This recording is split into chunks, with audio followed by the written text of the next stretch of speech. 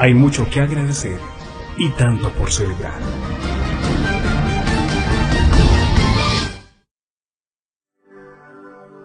Ese miércoles 12 de mayo de 1937, en que Axel Werner Larsen descendió del barco en Puerto Colombia, quizás no sospechó que estaba dando comienzo a una de las historias más fascinantes: el nacimiento y desarrollo de la Iglesia Pentecostal Unida de Colombia. Aunque en el periódico El Heraldo de Barranquilla se anunciaba a los viajeros que llegaban a la ciudad en la edición 1008 del 12 de mayo, y las correspondientes a los días siguientes no aparecen los nombres de Axel Werner ni de Abigail Gertrudes, pero igual había llegado a nuestra patria una pareja que traía el encargo de predicar el mensaje del nombre de Jesucristo, y esto afectaría profundamente a nuestra nación. La familia misionera Larsen Staples estaba compuesta por Axel Werner, su esposa Abigail Gertrudes y su pequeño hijo Kate, los cuales fueron enviados por la Iglesia canadiense Asambleas Pentecostales de Jesucristo a iniciar la obra pentecostal en Colombia. Nadie los estaba esperando. La persona que había quedado de contactarlos no pudo viajar desde Barrancabermeja porque el nivel del río no era el adecuado para la navegación. El hermano Larsen rememoraba 33 años después la sensación que vivió ese día, lo cual describió con las siguientes palabras: no había ni un colombiano presente en aquel día del mes de mayo de 1937, cuando salimos del barco marítimo poniendo nuestros pies sobre la tierra de Colombia por primera vez. Pero el Señor de la mies estaba presente, dándonos la bienvenida a esta parte de su viña. 3 días después de estar en Barranquilla, llegó Carlos Bertol, un misionero interdenominacional, con el cual los Larsen habían hecho contactos desde el Canadá. Abigail y el pequeño Kate viajaron con Bertol mientras el misionero Larsen esperaba el equipaje. Se irían por el río Magdalena hasta Barrancabermeja y luego por vía férrea hasta Bucaramanga. Ya estando en Bucaramanga, en la casa de los Bertol, viajaron a Málaga, provincia de García Rovira, en el departamento de Santander, para conocer la obra que los Bertol habían desarrollado y presenciar el bautismo de algunos creyentes. Allí el misionero Larsen tuvo el privilegio de ver a los primeros colombianos bautizándose en el nombre de Jesús y recibiendo el Espíritu Santo, hablando en lenguas. La experiencia en García Rovira sirvió como experimento para probar la reacción de los colombianos y saber que la evangelización no sería fácil, pero tampoco imposible. De regreso a Bucaramanga, los Larsen comenzaron de manera definitiva la obra que los Bertol habían intentado iniciar esos días antes. Así que la ciudad de Los Parques se convirtió en el nuevo hogar de los Larsen, y la plaza central en el primer escenario de evangelización. Una mesita, unas pocas Biblias y un hombre alto, delgado, de aspecto nórdico, con un castellano distorsionado, comienza a ofrecer Nuevos Testamentos y Biblias a los transeúntes.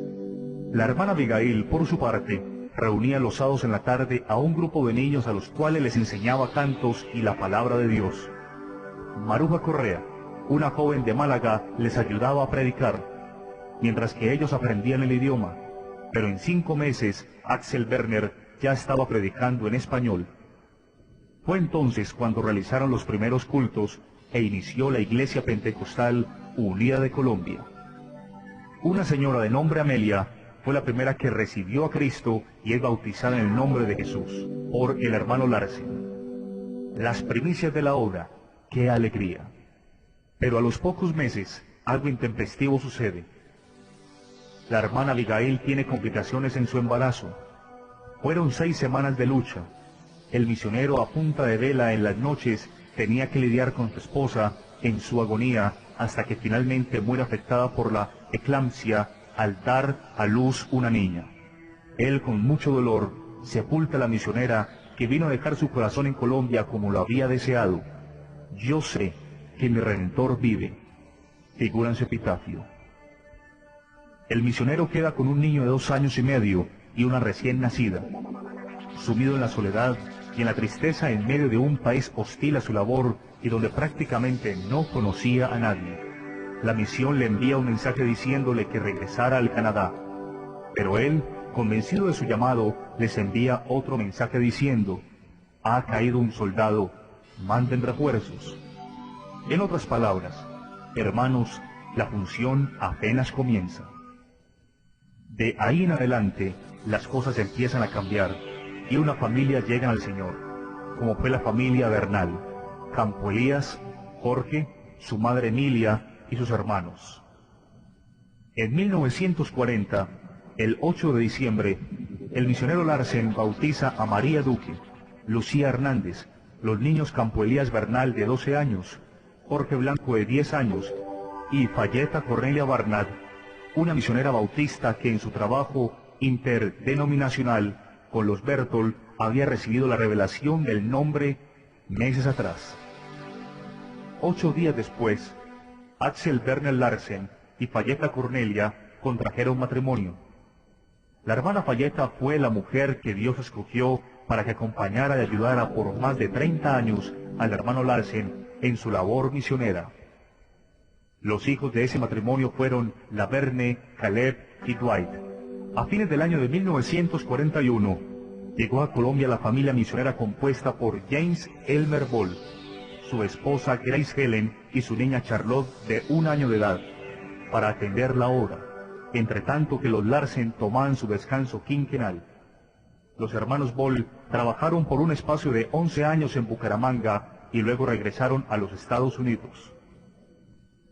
En el año de 1942, el hermano Larsen y su familia viajaron a Barranquilla, desde donde zarparían en un barco para el Canadá, pero por dificultades con su pasaporte no pudieron viajar y tuvieron que quedarse en dicha ciudad. Esa estadía la aprovecharon e iniciaron su labor misionera en la ciudad vendiendo Biblias que les facilitaba la gente de la Sociedad Bíblica Americana, José Siciliani. Fue así como al poco tiempo establecieron la segunda iglesia en el país. Los hermanos Larsen, a partir del año 42, hicieron de Barranquilla su hogar permanente hasta 1970, que regresaron al Canadá. En el año de 1943, el misionero Sanford Johnston llegó a Barranquilla a casa de los Larsen y trabajó su primer periodo de 5 años en los diversos lugares del país donde se predicaba el mensaje del nombre. Al poco tiempo de estar en Colombia enfermó de malaria, por lo que regresa al Canadá, donde contrajo matrimonio con Eleanor Ruth Gamblin, una exmisionera de la China, la cual también era viuda, donde Dios le reafirmó y le guió para que fuera al suroeste del país. Se establecieron en la ciudad de Cali, pero la enfermedad siguió minando su salud y el día 25 de septiembre de 1949 durmió en el Señor, no sin antes encargar su misión a William Dross, profetizando que un gran avivamiento se manifestaría en el occidente colombiano. Sus últimas palabras fueron: me muero, pero Dios seguramente los visitará. Fue así como el misionero William Dross, que había llegado a Colombia con su familia en octubre de 1948, enviado por la Iglesia del Canadá, se hizo cargo de la obra en Cali, donde posteriormente hubo un gran crecimiento. En 1948 llegaron varios misioneros provenientes del norte de América. Además de los Dross, vino Ross Stibbs, Perla Cooper, Berta Campenter y Sally Lemons. Esta última misionera trabajó con los Larsen en Barranquilla, pero viajaba continuamente para colaborar en otros lugares con su enseñanza. Se le conocía como la señorita Sally, y se le recuerda como una maestra de la palabra. Otros misioneros que vinieron a Colombia e hicieron un trabajo fueron William Thompson y Lewis Morley. El misionero William Thompson y su familia viajaron a Bucaramanga para recibir la iglesia que entregaban los hermanos Ball, el cual regresaba a su tierra. Los Thompson habían trabajado un tiempo en Barranquilla. También realizaron una labor en Bogotá y en los Llanos Orientales. Lewis Morley vino a trabajar inicialmente como misionero a Venezuela en el año de 1957, pero posteriormente viajó a Colombia a colaborar con el hermano Larsen y conoció a la señorita Sally Lemons. En 1958 contrajeron matrimonio y después de trabajar en Barranquilla un tiempo, fueron enviados a trabajar en el interior del país, Pereira, Cali y Palmira, donde Dios los respaldó grandemente. Es comenzando los años 50 cuando el Evangelio se enfrenta al reto de la guerra fratricida y la intolerancia religiosa. Se presentaron hechos de persecución en el Valle del Cauca, como fue la masacre de La Morena y la muerte de 7 hermanos en Tesorito. En ese mar de martirios, persecuciones, opresión, la sangre de los mártires que regó el suelo de nuestra patria fue semilla que produjo una gran cosecha. Una vez más, la Iglesia emerge y sale a flote para continuar con la gesta evangelizadora por todo el territorio colombiano, con el único objetivo de levantar el nombre de Jesús. De alguna manera, la persecución produjo un efecto aleccionador para la naciente Iglesia colombiana, pues a razón de la persecución, los creyentes tienen que desplazarse de un lugar a otro predicando el Evangelio. Y es así como la década de los 50 marca el comienzo de una nueva etapa en la Iglesia Evangélica Pentecostal, la cual se caracteriza por su esparcimiento y desarrollo a lo largo y ancho del país. La Iglesia Pentecostal, que hasta entonces contaba con una membresía importante dentro de las iglesias evangélicas en Colombia, ya se había ubicado en las ciudades más importantes, estableciéndose cada una de ellas como eje principal de expansión del Evangelio a ciudades intermedias, pequeñas y también zonas rurales. Estas ciudades, en orden cronológico, en cuanto al establecimiento de la obra del Evangelio, son: Bucaramanga, 1937.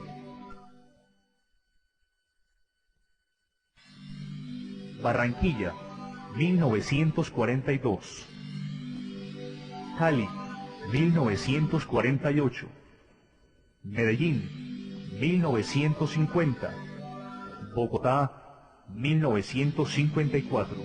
También había algunos comienzos en Armenia, Tuluá, Puerto Tejada, Palmira, Zarzal, Florida, Barrancabermeja, Sevilla y Neiva. Pero dicha expansión no se dio de una manera programada o sistemática, sino en forma espontánea, es decir, a medida que los creyentes llegaban a nuevos lugares por razón de trabajo, persecución u otros, iban también sembrando la semilla del Evangelio. Algunas iglesias se convirtieron en ejes de expansión como fueron Bucaramanga en el oriente, Cali en el suroccidente y Armenia en el eje cafetero.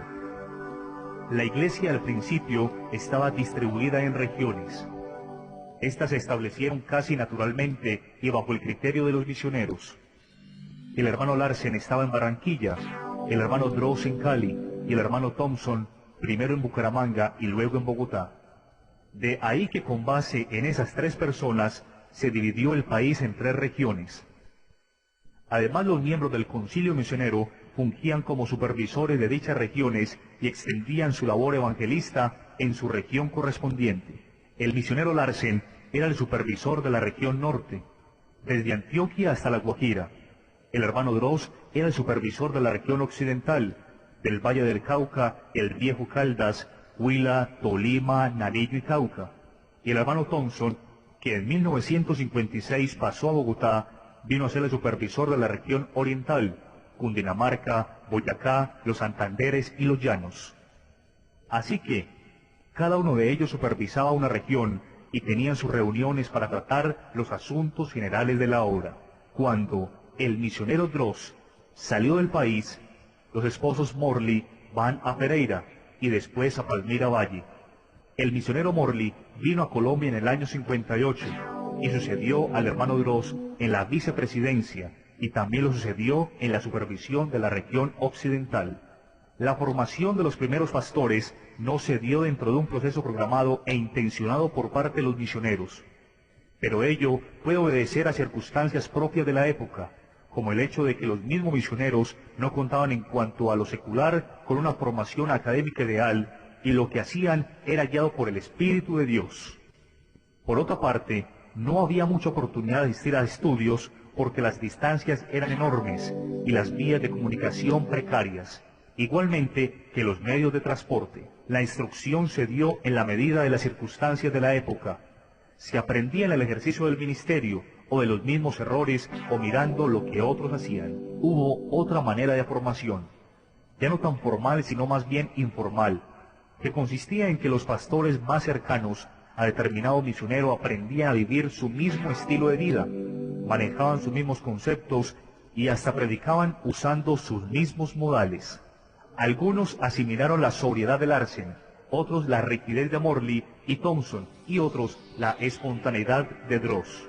A medida que fue pasando el tiempo, la influencia de los misioneros se fue neutralizando, mientras que la de los líderes colombianos fue creciendo, y esa situación también generó una escuela combinada donde se mezclaron elementos foráneos y también elementos autóctonos. Así que se levantó una segunda generación de pastores que algunos predicaban pausados como Campo Elías, otros brincaban como Zúñiga o Isahar, y otros palmoteaban como Eliseo porque eran formados por alguno de ellos. Los primeros pastores colombianos que comenzaron a participar de algunos cargos administrativos fueron Campo Elías Bernal y Domingo Zúñiga como presbíteros de una región, Mario Cadavid como tesorero nacional y Manuel Ospina como secretario.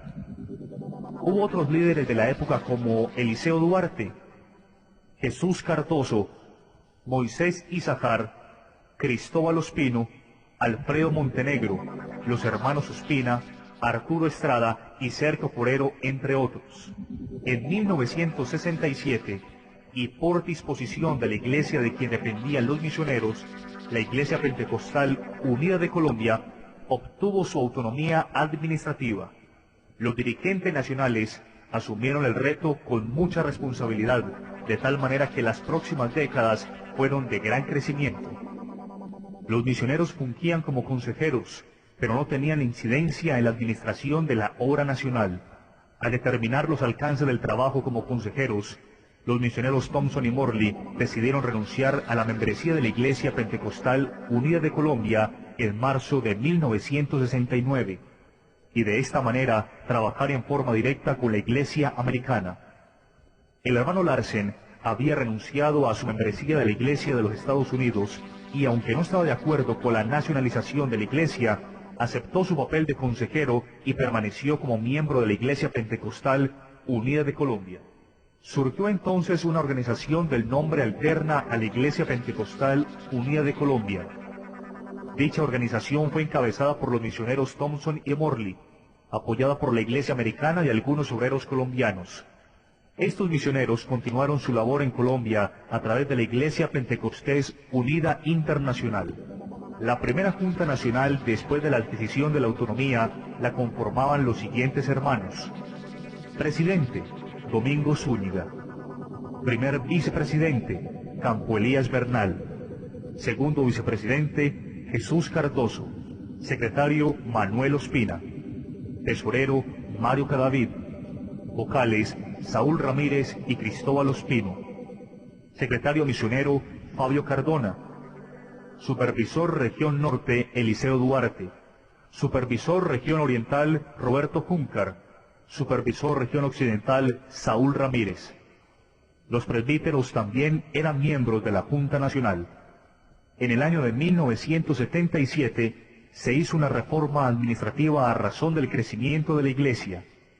Las regiones fueron divididas en distritos, y cada distrito era dirigido por un supervisor, un presbítero y un secretario. Los supervisores no siguieron siendo miembros de la Junta Nacional, la cual se redujo a 7 miembros y el nombre se cambió a Consistorio de Ancianos. El primer consistorio de ancianos de 7 miembros lo conformaron los siguientes hermanos. Presidente: Campo Elías Bernal.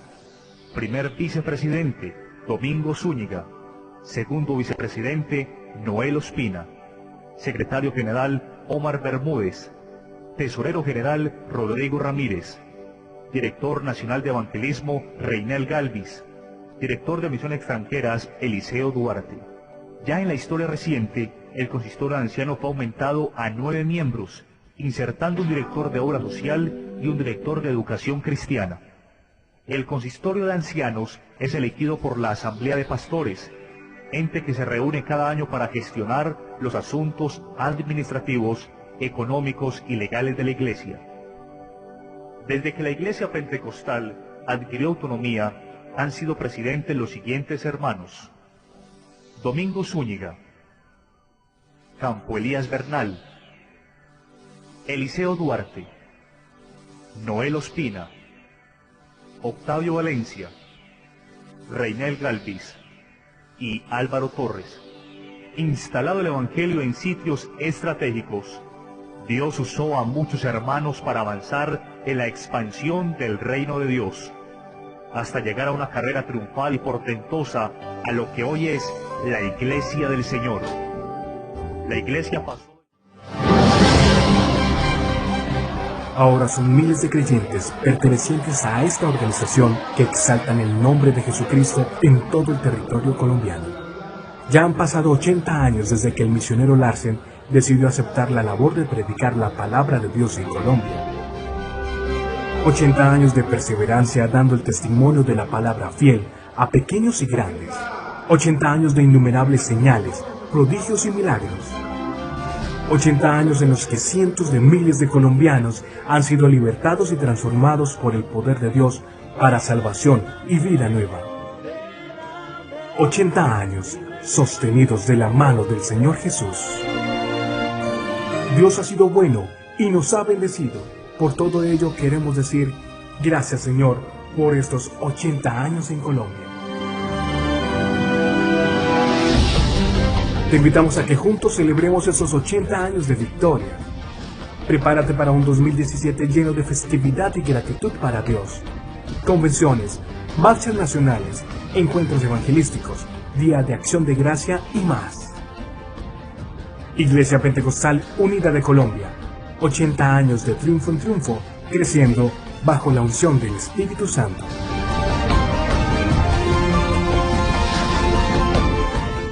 Organiza Consistorio de